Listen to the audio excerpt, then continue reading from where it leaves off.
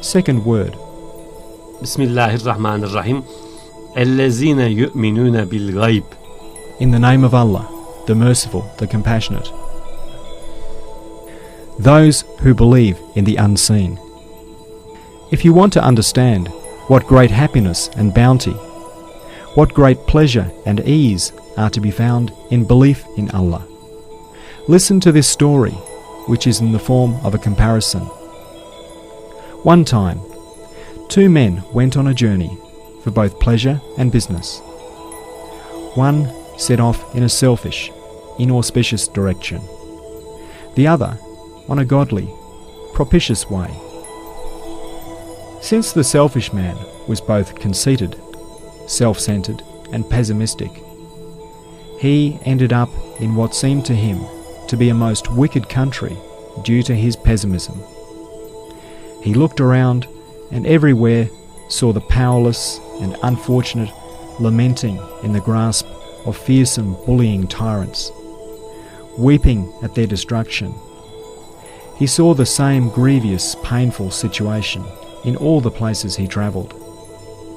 The whole country took on the form of a house of mourning. Apart from becoming drunk, he could find no way of not noticing this grievous and sombre situation. For everyone seemed to him to be an enemy and foreign. And all around he saw horrible corpses and despairing, weeping orphans. His conscience was in a state of torment. The other man was godly, devout, fair-minded, and with fine morals, so that the country he came to was most excellent in his view. This good man saw universal rejoicing in the land he had entered. Everywhere was a joyful festival, a place for the remembrance of Allah, overflowing with rapture and happiness. Everyone seemed to him a friend and relation. Throughout the country, he saw the festive celebrations of general discharge from duties, accompanied by cries of good wishes and thanks. He also heard the sound of a drum and band for the enlistment of soldiers, with happy calls of Allah is most great, and there is no God but Allah. Rather than being grieved at the suffering of both himself and all the people, like the first miserable man, this fortunate man was pleased and happy at both his own joy and that of all the inhabitants. Furthermore, he was able to do some profitable trade. He offered thanks to Allah. After some while, he returned and came across the other man. He understood his condition and said to him, "You were out of your mind. The ugliness within you must have been reflected on the outer world, so that you imagined laughter to be weeping, and the discharge from duties to be sack and pillage. Come to your senses and purify your heart, so that this calamitous veil is raised from your eyes, and you can see the truth. For the country of an utterly just, compassionate, beneficent, powerful, order-loving and kind king could not be as you imagined, nor could a country which demonstrated this number of clear signs of progress and achievement." The unhappy man later came to his senses and repented. He said, "Yes, I was crazy through drink. May Allah be pleased with you. You have saved me from this hellish state. O my soul, know that the first man represents an unbeliever or some depraved and heedless. In his view, the world is a house of universal mourning. All living creatures are orphans weeping at the blows of death and separation. Man and the animals are alone and without ties, being ripped apart by the talons of the appointed hour. Mighty beings like the mountains and oceans are like horrendous, lifeless corpses. Many grievous, crushing, terrifying delusions like these arise from his unbelief and misguidance, and torment him. As for the other man, he is a believer. He recognizes and affirms Almighty Allah. In his view, This world is an abode where the names of the All-Merciful One are constantly recited, a place of instruction for man and the animals, and a field of examination for man and jinn. All animal and human deaths are a demobilization. Those who have completed their duties of life depart from this transient world for another, happy and trouble-free world, so that that place may be made for new officials to come and work. The birth of animals and humans marks their enlistment into the army, their being taken under arms, and the start of their duties. Each living being is a joyful, regular soldier, an honest, contented official. And all voices are either glorification of Allah and the recitation of His names at the outset of their duties, and the thanks and rejoicing at their ceasing work, or the songs arising from their joy at working. In the view of the believer, all beings are the friendly servants, amicable officials, and agreeable books of His most generous Lord and all-compassionate Owner. Very many more subtle, exalted, pleasurable, and sweet truths like these become manifest and appear from his belief. That is to say, belief in Allah bears the seed of what is in effect a tuber tree of paradise, while unbelief conceals the seed of a zakum tree of hell.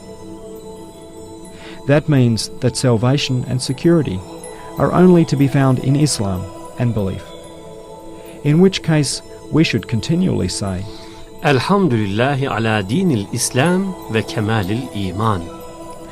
Praise be to Allah for the religion of Islam and perfect belief. Third word. Bismillahirrahmanirrahim. Ya eyyuhan nas u'budu. In the name of Allah, the Merciful, the Compassionate. O you people, worship. If you want to understand what great profit and happiness lie in worship, and what great loss and ruin lie in vice and dissipation, listen to and take heed of the following story, which is in the form of a comparison. One time, 2 soldiers received orders to proceed to a distant city. They set off and travelled together until the road forked. At the fork was a man who said to them, "The road on the right causes no loss at all, and 9 out of 10 of those who take it receive a high profit and experience great ease, while the road on the left provides no advantages, and 9 out of 10 of its travellers make a loss. But they are the same as regards distance. Only there is one difference. Those who take the left-hand road, which has no rules and no one in authority, travel without baggage and arms. They feel an apparent lightness and deceptive ease, whereas those travelling on the right-hand road, which is under military order, are compelled to carry a kit bag full of nutritious rations, 4 okas or so in weight, and a superb army rifle of about 2 kis, which will overpower and rout every enemy." Footnote: 1 oka, approximately 2.8 pounds, or 1,300 grams. Ki, another name for oka. 1 batman, 2 to 8 okas, or 5 to 30 pounds. After the 2 soldiers had listened to what this instructive man had to say, the fortunate one took the road to the right. He loaded the weight of 1 batman onto his back, but his heart and spirit were saved from thousands of batmans of fear and feeling obliged to others. As for the other, luckless soldier, he left the army. He did not want to conform to the order, and he went off to the left. He was released from bearing a load of 1 batman, but his heart was constricted by thousands of batmans of indebtedness, and his spirit crushed by innumerable fears. He proceeded on his way, both begging from everyone and trembling before every object and every event, until he reached his destination. And there he was punished as a mutineer and deserter. As for the soldier who loved the order of the army, had guarded his kit bag and rifle, and taken the right-hand road, he had gone on his way, being obliged to no one, fearing no one, and with an easy heart and conscience until he reached the city he was seeking. There he received a reward worthy of an honourable soldier who had carried out his duty faithfully. O rebellious soul, know that one of those two travellers represents those who submit to divine law, while the other represents the rebellious and those who follow their own desires. The road is the road of life, which comes from the spirit world, passes through the grave, and carries on to the hereafter. As for the kit bag and rifle, they are worship and fear of Allah. There is an apparent burden in worship, but there is an ease and lightness in its meaning that defies description. For in the prescribed prayers, the worshipper declares, أشهد أن لا إله إلا الله. I bear witness that there is no God but Allah. That is to say, he finds the door of treasury of mercy in everything, because he is believing and saying, there is no creator and provider other than him. Harm and benefit are in his hand. He is both all-wise. He does nothing in vain, and he is all-compassionate. His bounty and mercy are abundant, and he knocks on the door with his supplication. Moreover, he sees that everything is subjugated to the command of his own sustainer, so he takes refuge in him. He places his trust in him and relies on him, and is fortified against every disaster. His belief gives him complete confidence.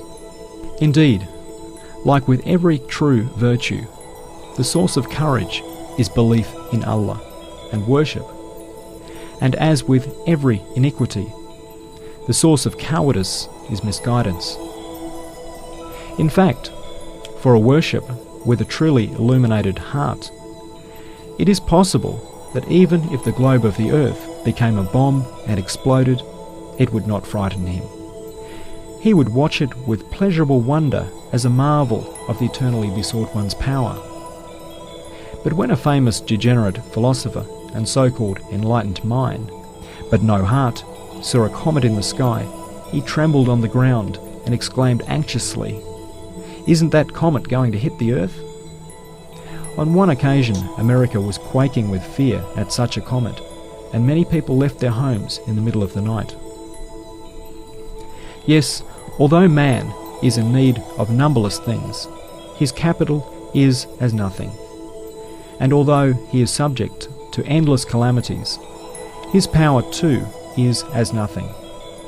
Simply, his capital and power extend only as far as his hand can reach. However, his hopes, desires, pains and tribulations reach as far as the eye and the imagination can stretch.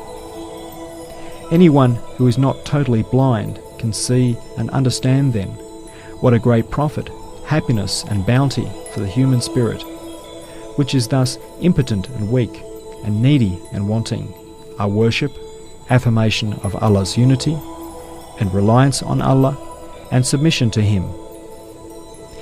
It is obvious that a safe way is preferable to a harmful way, even if the possibility of its safety is only 1 in 10. But on the way of worship, which is our matter here, there is a 9 out of 10 possibility of it leading to the treasury of eternal happiness, as well as its being safe. While it is established by the testimony, which is at the degree of consensus, of innumerable experts and witnesses, that besides being without benefit, and the dissolute even confess to this, the way of vice and dissipation ends in eternal misery. According to the reports of those who have uncovered the mysteries of creation, this is absolutely certain. In short, like that of the hereafter, happiness in this world too lies in the worship and being a soldier for Almighty Allah.